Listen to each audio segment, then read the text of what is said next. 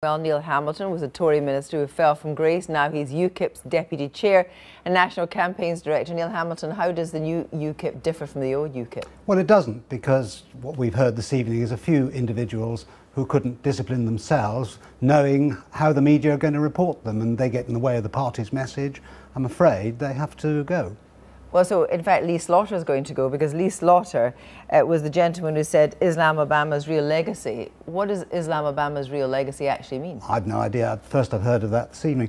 But should he go then? Well, I don't know. No, but should he go? But you've just said the people that flout the rules should go. No, if they get in the way of the party's message by behaving in a way which is undisciplined, then they must expect to be taken off the air. We are now a mainstream political party, not a fringe political grouping.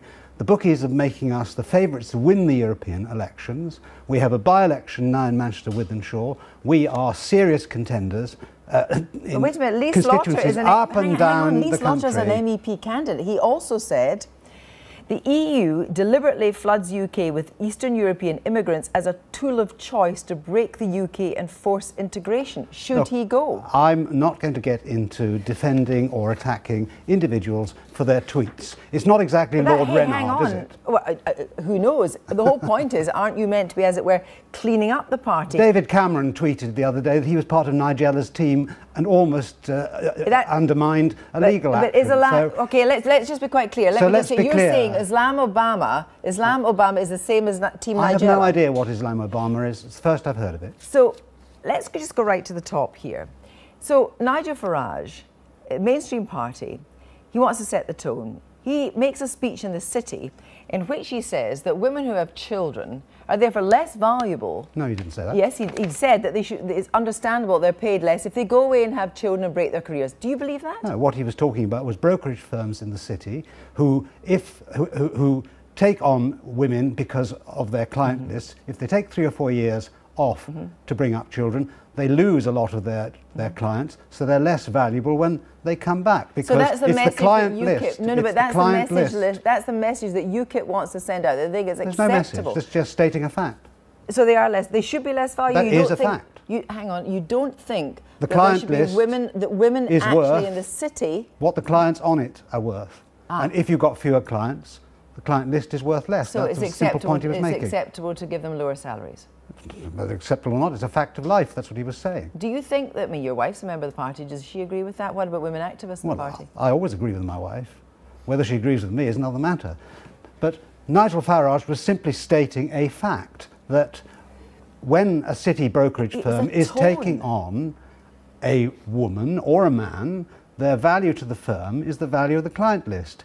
If the clients that the woman had at the beginning of her pregnancy are much less valuable at the end of the period she's taken off to bring up children, they're going to pay her less. That is a fact of life. There's now meant to be this rigorous... He wasn't making any qualitative judgment about it. I read the speech, or read the transcript. There's meant to be a rigorous weeding out process of problematic candidates. Yeah. Multiple sources have told Newsnight that rigorous weeding out process is a couple of interns Googling. For example, Googling people like Andrew McNellis, who is also an MEP candidate. Here's one from him. #Heathrow.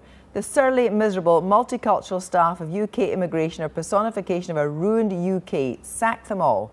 Is that something that's mainstream party policy? Well, he was probably frustrated by the queue that he was in. I have no idea. I haven't come across it. You must understand that there's an army of people paid by the mainstream parties, Tories and Liberals in particular, who are frightened to death at the impact that UKIP is having upon them, are being paid to mine into Twitter accounts, into Facebook pages, to find any little colourable remark they possibly can to pervert and to put in the headlights in order to bring down UKIP. Okay, let's just be quite clear. Let's be quite clear. They can't hit us on policy, so they're going for the individuals. There is this backlash in the grassroots who do not want to be talked down to by the leadership. There is no backlash. Let's ask a question about Twitter. We have 33,000 members. What's the size of the backlash? That anybody from the party putting anything on Twitter is fine, because you seem to be suggesting it's just a tweet, it matters not a jot. Is that the case? If it's embarrassing or breaks the party's rules, then they will face disciplinary action.